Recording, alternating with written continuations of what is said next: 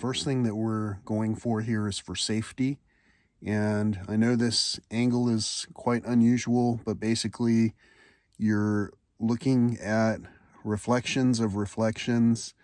And in this reflection, what I'm trying to get us to do is reflect on safety first. So I'm about to go for a hike, and I'm using a smart device that basically has already acquired GPS signal at an unusual time. I'm going to go ahead and push start and get this hike started. But I want to reiterate to some of my viewers here, especially the ones who have been lost in the woods already and had to rely upon SOS signal to be rescued, basically, some of the things that we can do to mitigate these circumstances is to, first and foremost, have a mental list that you're really choosing to engage in. It's going to be a tough video for some people who are choosing to not have the ability to hear, but at the same time, it's something that's imperative for the safety of everyone involved in these places. And that goes without saying that the safety also is for your own self when you do these things. So I've already started my device. Let's get on with the hike. I wondered momentarily what the people passing by in their cars would think. Would they wonder what I was looking at? I wondered this as I saw this beautiful, amazing desert spider. It's become increasingly difficult to see some of these signs of life in these areas.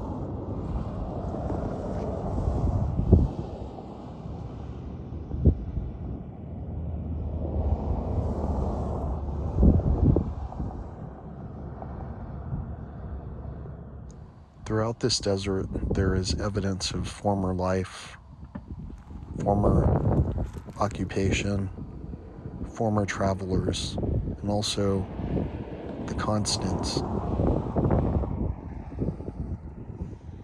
And sometimes all these things can be seen just a few steps away from the road. What about when we get too far away from the road to where we can't even see where we parked? Will we remember how to get back? And do we even know where we are headed? So today I'm heading out into uncharted territory for me.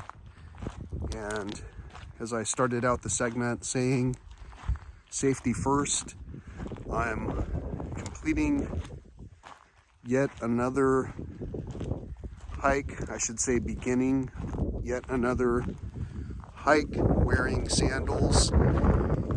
It's quite brisk outside, as you saw on the video.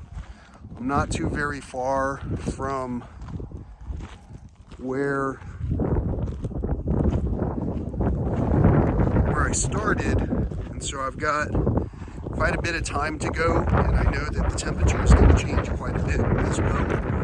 And because I'm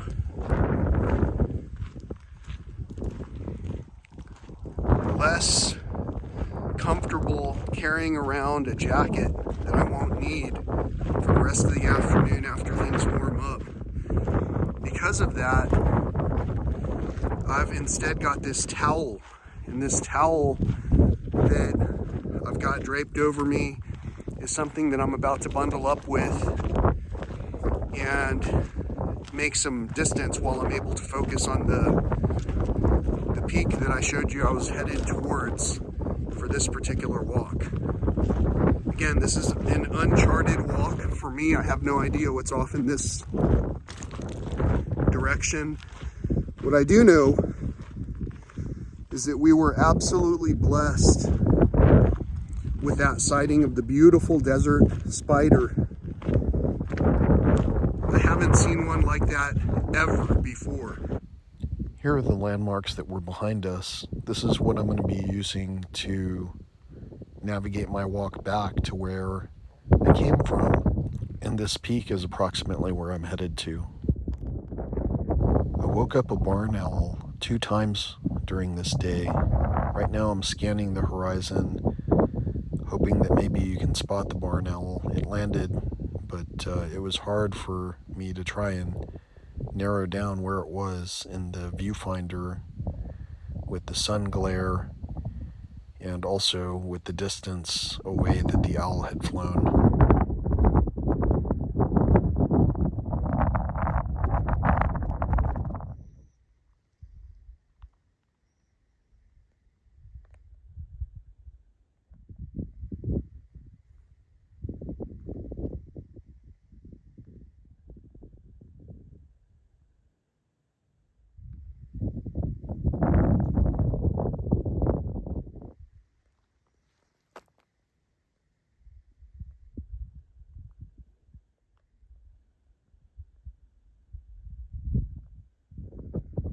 So right now there wasn't a very safe place to sit in the shade under that outcrop.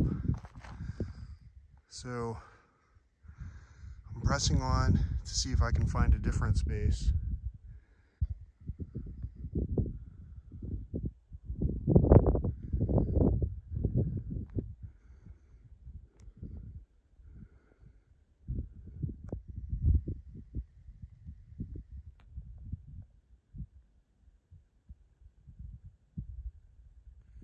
Every so often I'll forego my water on the way, especially during times like this, and I'll just become increasingly thirsty, not to the point of passing out or delirium or anything, but I'll end up sharing my water like this.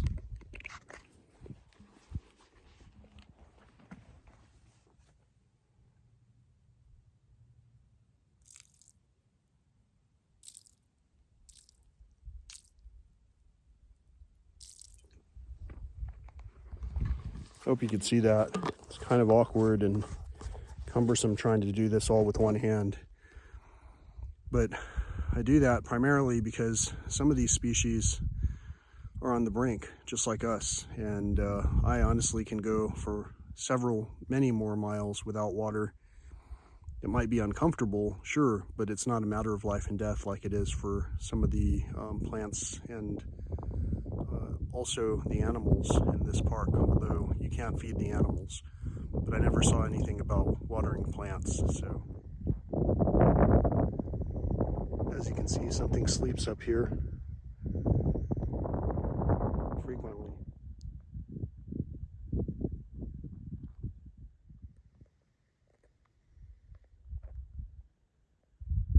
So after all that climbing around at the higher elevations, I found that the lower elevations had just the right, safe, easy to get to place that allowed me to take in the view and have a snack and rehydrate.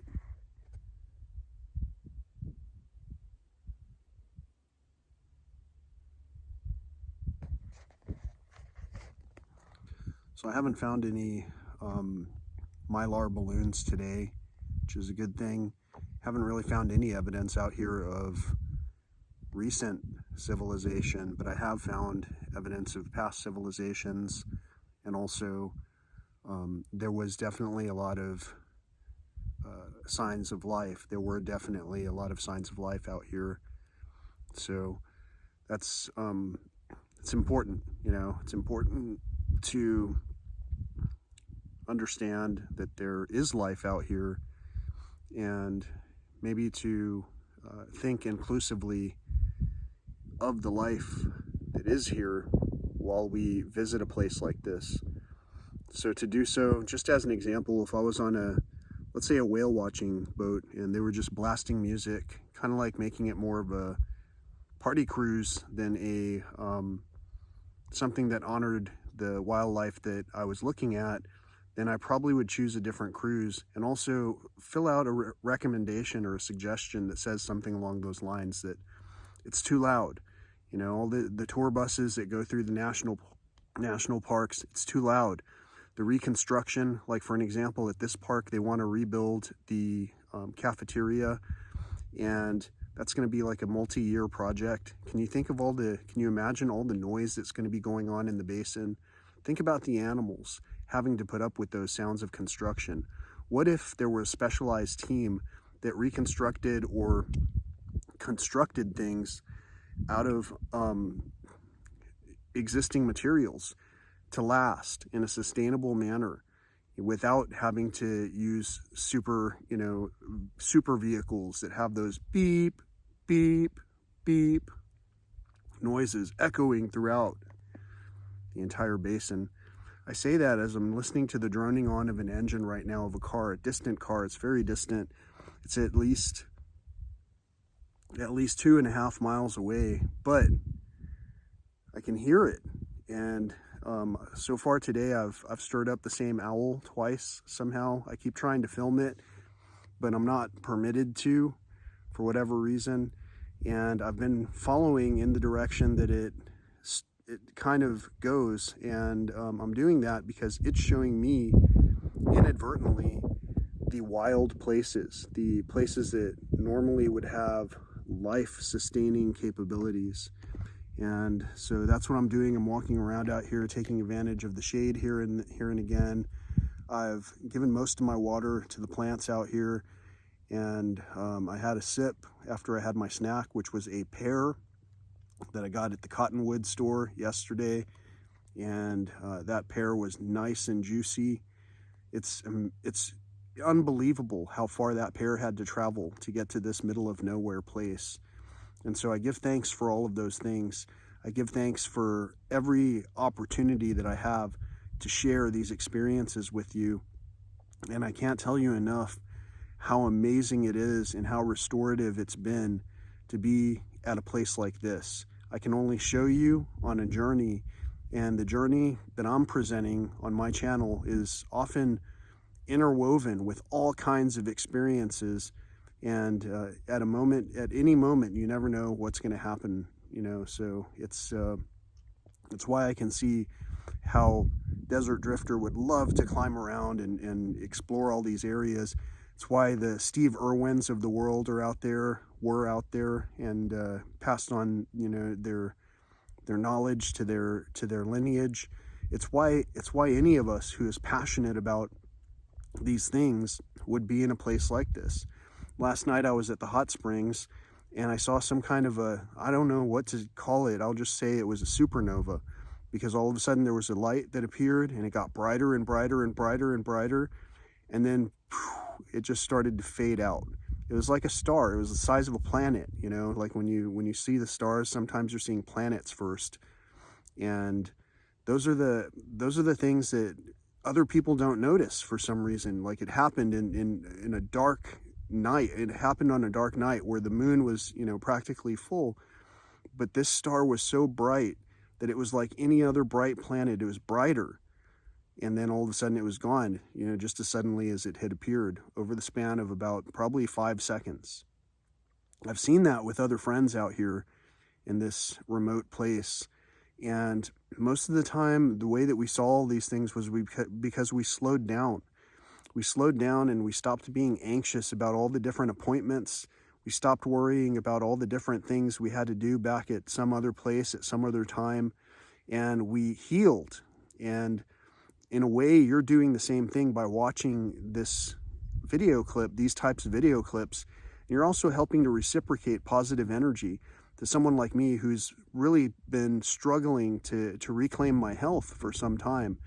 And I've pursued all kinds of different ways. There's many people that want to charge you to restore your health, and there are also people that would love to do that for free. If you can help me smile, I can help you smile. So those are the things that as I sit here in the shade, seeing the sunlight getting brighter off of my in my periphery. I mean, now it's dimming down. I can't help but also make note of how interestingly spaced out the clouds were to keep me in moderate shade for a good portion of today. And so I'm comfortable. I've been walking for, like I said, about 2.5 miles, and I see one fly. We got one fly that joined us. So there are signs of life, and the signs of life here are spectacular. And you would never know if you didn't stop and sometimes just look down and take some time to see what you could see. Check out these original sharp instruments that I found on this amazing desert hike. Look at this one. It's beautiful. I was also graced with the presence of some quail. Can you see them?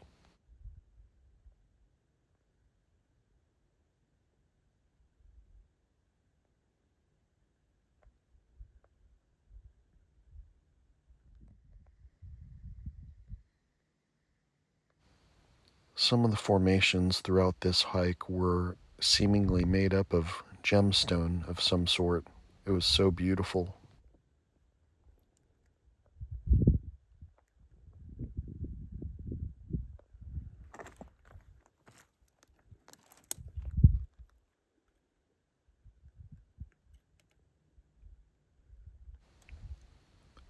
And so peaceful.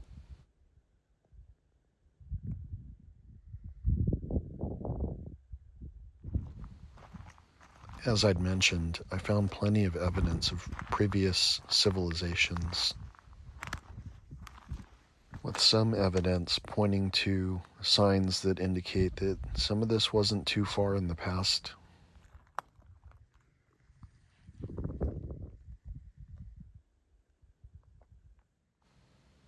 This appeared to be a piece of a bicycle tire, maybe, with other pieces scattered throughout this area.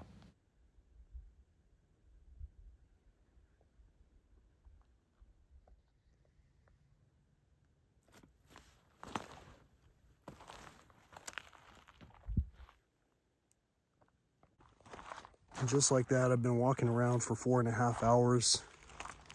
Time really flies, especially when you're just having a leisurely day. It's not very frequently that we were allowed to do things like this, because from the very beginning we were indoctrinated into a training system where basically we learned to do what? Pay attention and be productive. And as an attentive, productive human being, I'm then a valuable resource. And as a valuable resource, I'm recognized generally among my peers for whatever resources I'm permitted to spend on. So with all that in mind, would you remember how to get back to where we came from? My landmarks are over my shoulder somewhere.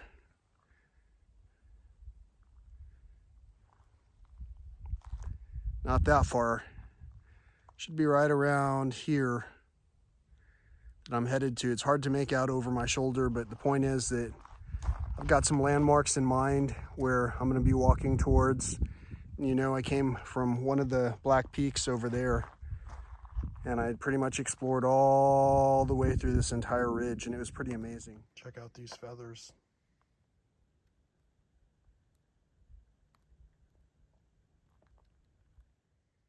It's primarily due to the rapid loss of vegetation that I was allowed to explore this area of the desert. In the past, it would be extremely difficult.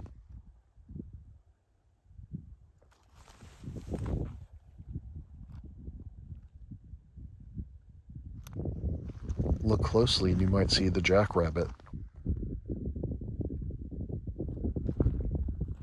Did you see it? You'll get another chance if you look carefully.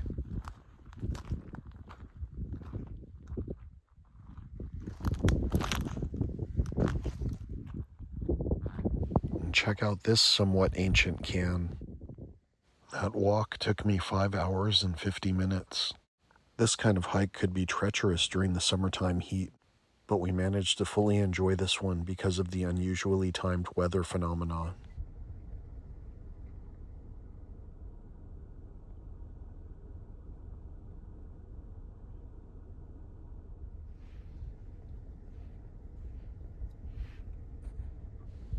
looks like tomorrow it could be even colder.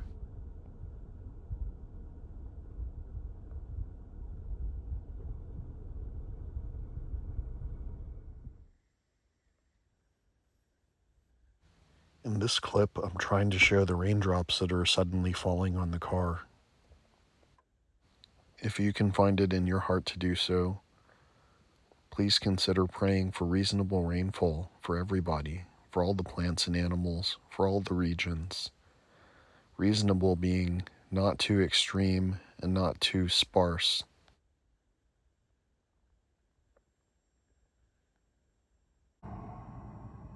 So it's 6:02 on February 10th, and it just rained. It was a tiny amount of rain, but it just rained on us in the desert. For anyone who's ever experienced the smells of the desert right after it's been rained on, it's definitely worth enjoying again. I'll tell you that much. Feel free to enjoy a few minutes of pleasant sounds of rainfall on a tent. And until next time, peace, love, and all that old school stuff.